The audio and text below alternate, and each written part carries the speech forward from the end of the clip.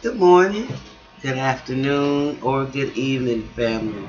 Whatever side of the diaspora that you on, welcome to the mental house. See, listen, I'm not going to be here long. I just want to throw something out there and get y'all opinion. Do a favor for me and like or subscribe, even if you don't like, just or subscribe.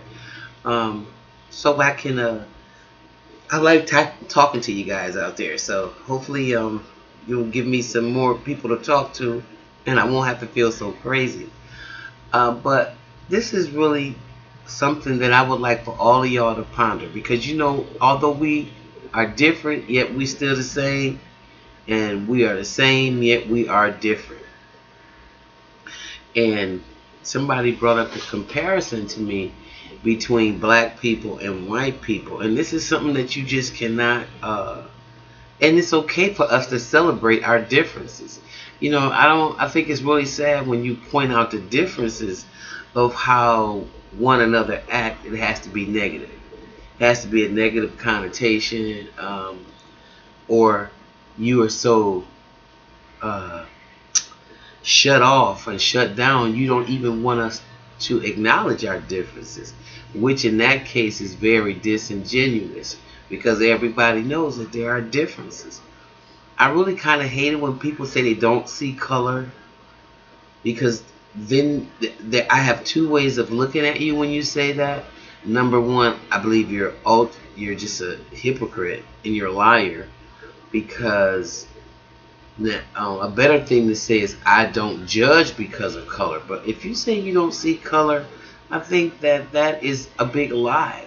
Secondly, because God made us into tribes and different families that we may get to know one another, not be antagonistic towards one another. So it's okay to see the color that I am and the beauty of my color. It's okay for me to see the color that you are and the beauty of your color. The problem is when we try to boss somebody around, antagonize somebody, treat them subhuman because of the color. That's the only time the color becomes a problem. Okay? So that is a weak statement to say that you don't see color. Why don't you try looking for it? I don't believe you go to the car lot and just say, give me any car. I believe you see color. I don't believe you'll walk in the store and say, just give me any kind of suit. So let's just cut the crap. But what I wanted to really touch on today, because I found this absolutely hilarious, and that was the differences that we share, even though we're all the same. Now I want y'all to tell me something and be as honest and unhypocritical as you possibly can. When is the last time that you see a black person get mauled by an animal at the zoo?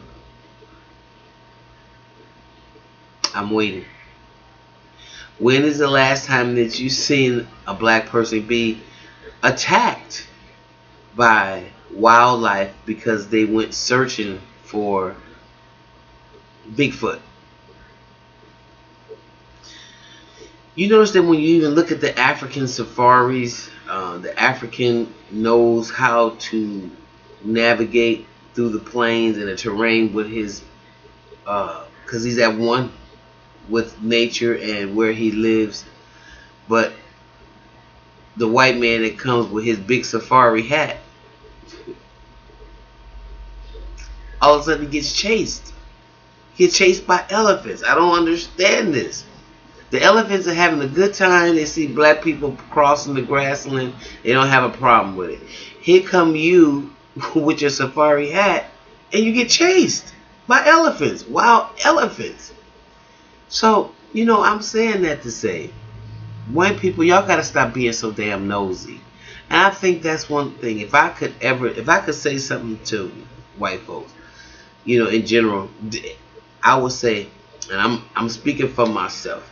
I don't know anybody shares these sentiments. Again, make a comment, leave it below, and subscribe. I think you, as a collective group, are too nosy. As a collective group, you are always bothering something that's not even bothering you. It could be peaceful in its own exhibit, in its own habitat, not bothering anybody. But until when you come along, you have the need to disrupt. the need to shake up and bother or just take a picture with. So there was the woman that wanted to take the picture with the polar bear, and the polar bear bit the freaking frick out of her thigh. He sank his teeth down in there. And I don't be feeling sorry for these people, not one bit. You may say that I'm morbid, and I'm cruel, but I don't. Because why don't you leave stuff alone? That's how black people got over here. Y'all fucking with stuff.